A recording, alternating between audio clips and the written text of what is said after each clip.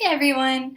I'm here because I have decided to take part in the story reading challenge set forth by Miss Mason and by Miss B. And the story that I'm going to share with you today is one I got out of the library a few weeks ago. And it's called Planting Stories, The Life of a Librarian and Storyteller named Pura Belpre. And just a little bit about Pura Belpre is she did become a librarian in New York City, but she actually came to America from Puerto Rico with lots of stories to tell and to share with kids. And I won't say too much else except that there is Spanish in this book a little bit. And as you know, I don't really know very much Spanish. So I'm going to try my best to say the words correctly. But I may make a few mistakes, so please be patient with me. But I hope you enjoy the story.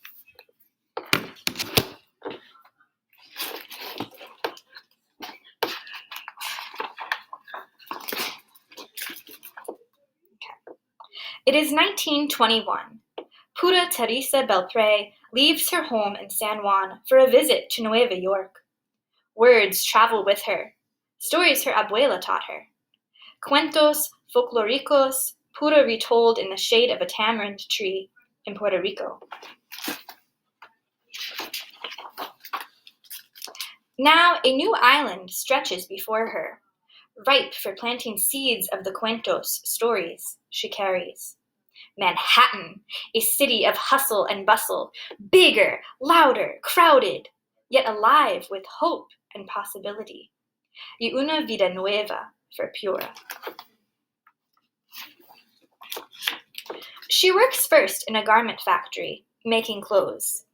But it is cold floors and hard edges, not the soft, fertile ground where seeds take root. Then, a golden opportunity, una bendición. The library needs a bilingual assistant, someone who speaks 2 languages. Pura speaks Spanish, English, and French. She is perfect for the job. But where are her abuela's stories? Not one folktale from Puerto Rico is on the shelves? So I'm wondering here, are there stories that are told out loud? Are there stories that are told out loud in your home? And have you been able to find these stories in books? If you haven't been able to find them in books, do you wish that you could? I think that's how Pura feels.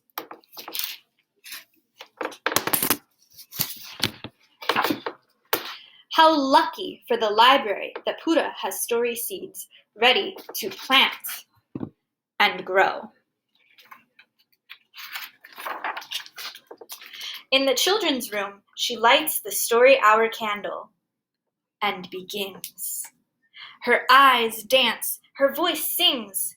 Pura's words paint a picture of a little house with a round balcony where Martina, a beautiful Spanish cockroach, meets Perez, a handsome and gallant mouse. Y Ratoncito Perez y la cucharita Martina, a tale from the tamarind tree. When Pura's story is done, each child makes a wish on the candle, and with a wisp of air, whoosh, la vela is blown out. Now Pura has a wish too, to plant her story seeds throughout the land. Pura learns to make puppets. She snips and sews their clothes, paints their delicate faces.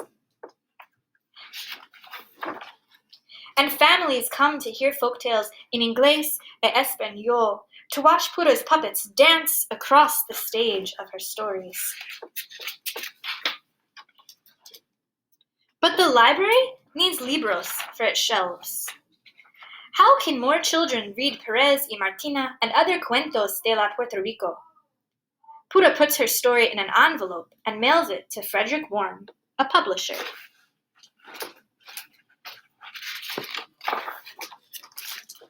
Soon, Perez y Martina is a book.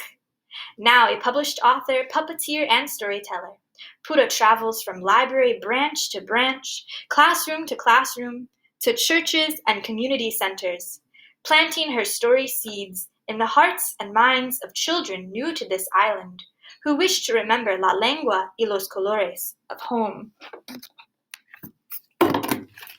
So before Pura wrote those stories, children from Puerto Rican families had trouble finding the books that were stories that represented them and who they came from in the libraries, and books that reminded them of home.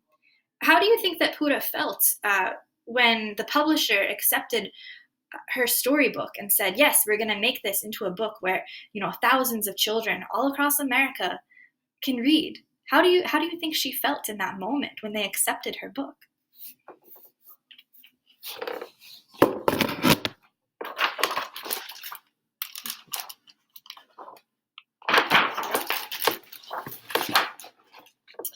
Writing, learning, speaking, teaching, traveling. Pura does not slow down until, like the beautiful Martina, she meets her Perez.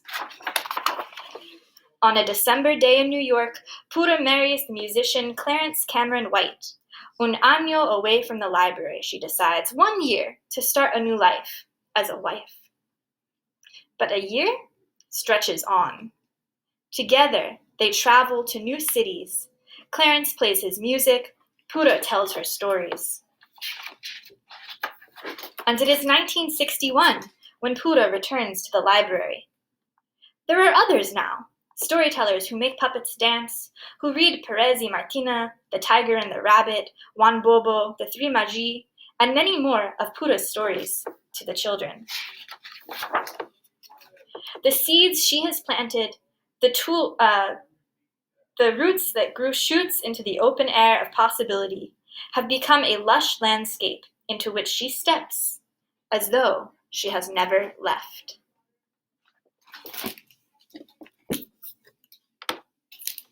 And so that is the end of Planting Stories, and I hope that you enjoyed it, and I hope that you're also able to make a video on Class Dojo of yourself reading a book that you really enjoy and that you think that your classmates would enjoy.